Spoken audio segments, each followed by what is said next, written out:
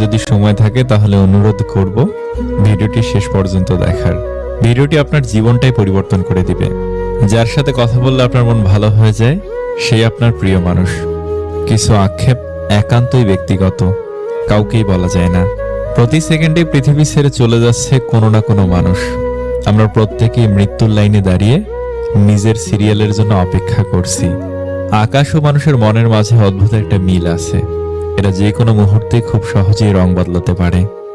অসাধারণ কাউকে নয়, খুব সাধারণ একজনকে চান, তার কাছে তার প্রথম ও শেষ ভালোবাসা হবেন আপনি।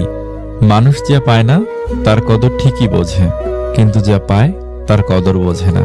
যদি যে যা পায় সে তার সঠিক সম্মান দিত, তাহলে কম বেশি সবার জীবনই সুন্দর হতো। নিজের ভালোর জন্য দুই ধরনের মানুষ থেকে দূরে থাকবেন। নাম্বার 1 অলস ব্যক্তি, নাম্বার 2 মিথ্যাবাদী ব্যক্তি। কাউকে ভালোবাসলে তাকে আগলে রাখতে জানতে হয় প্রিয়, কারণ ছেড়ে যাওয়াটা ভালোবাসা না, বরং শত বাধা বিপত্তির পরেও থেকে যাওয়াটাই ভালোবাসা। যে সম্পর্কে সারাক্ষণ ঝগড়া হয় সেগুলোই সত্যিকারের ভালোবাসা। কেউ কাউকে বুঝতে চায় না, দুজন দুজনের সাথে সারাক্ষণ ঝগড়া করে, সন্দেহ করে, কারণ কেউ কাউকে কখনো হারাতে চায় না। আমি কখনোই তোমার কাছ থেকে দূরে সরে যাইনি। হঠাৎ করে অনেক মানুষ তোমার আপন হয়ে উঠেছে, আর সেই ভিড়ে আজ আমি হারিয়ে গেছি। একটা বয়সের পর আমরা সবাই বুঝতে শিখে যাই জীবনে ভালোবাসা ভালো লাগার থেকেও আত্মসম্মানকে বেশি প্রাধান্য দেওয়া উচিত। যে নিজের ছোট করেও তোমারে ভালোবাসে তারে ফিরাইয়া দিও না, এমন মানুষ আর পাইবা না। যদি কেউ বিনয় ও নম্রতা অবলম্বন করে এবং কেউ অন্যায় করলে তাকে ক্ষমা করে দেয়, তবে রব ওই ব্যক্তির মান মর্যাদা ও ইজ্জত বাড়িয়ে দেন। আমরা বেশিরভাগ সময় ভুল মানুষটার কাছ থেকেই ভালোবাসা দাবি করে থাকি। মানুষ সারা জীবন পোশাকটাকেই পরিষ্কার করে, কিন্তু সবচেয়ে দামি জিনিস যে চরিত্র সেটাকেই নোংরা করে রাখে। চালাক মানুষের এইটা মনে থাকে না যে বোকা মানুষেরও মন থাকে, তাদেরও কষ্ট হয়। একটা সময়ের পর আপনি ঠিকই বুঝবেন অনেক মানুষই আপনাকে ব্যবহার করেছে, কখনো ভালোবাসেনি। কিছু কিছু মানুষকে আমরা যখন আপন ভেবে গুরুত্ব দেই, তখন ওরা এমন ভাব দেখায় যেন তাদের কাছে আমাদের কোনো মূল্যই নেই। জীবনে অনেক কিছু চাওয়ার থাকে, অনেক কিছু পাওয়ার থাকে, কিন্তু সবকিছু পাওয়া যায় না। আর যা কিছু পাওয়া যায় তার মাঝেই না পাওয়ার কষ্টটাকে আড়াল করে নিতে হয়। এই বাস্তবতাকে মেনে নিয়ে আজও বেঁচে আছে হাজারো মানুষ। চুপ থাকার সবচেয়ে বড় সুবিধাটা হলো আপনার হয়ে জবাবটা কেউ না কেউ দিয়ে দিবেই, সেটা মানুষ হোক বা সময়। বিপদে ধৈর্য ধরুন। দুনিয়ার সকল মানুষও যদি আপনাকে ঠকায়, তবুও রব আপনাকে ঠকাবে না। আপনার সঠিক প্রতিফল তিনি আপনাকে দেবেন, শুধু সময়ের অপেক্ষা। জীবনে তাকে নিয়ে খুশি থাকতে শেখো যে তোমাকে পেয়ে অন্য কাউকে আর চায় না। মানুষ আপনাকে কতক্ষণ ভালো বলবে জানেন? যতক্ষণ আপনি তাদের মন জুগে চলতে পারবেন। ছেড়ে গেলে যদি সে ভালো থাকে তাহলে ছেড়ে দাও, কারণ ভালো রাখার নামই তো ভালোবাসা। মানুষের ইগো থাকাটা জরুরি, তবে ভালোবাসার বন্ধুত্বের ক্ষেত্রে নয়।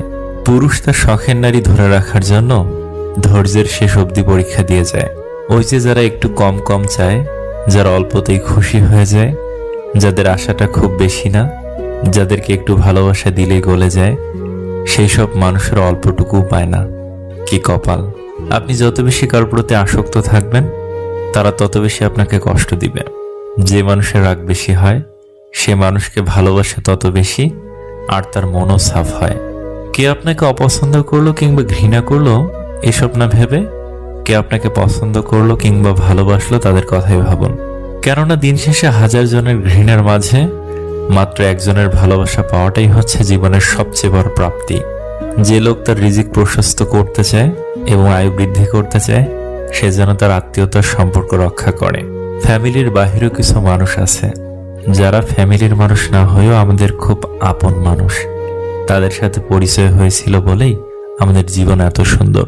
স্বামীর কাছে নির্যাতিত হওয়া একজন স্ত্রী বোঝে টাকা নয়, একজন ভালো স্বামীর মূল্য কত। যে মানুষটা ভালো রাখতে পারে সে মানুষটা সব থেকে বেশি কষ্ট দিয়ে যেতে পারে।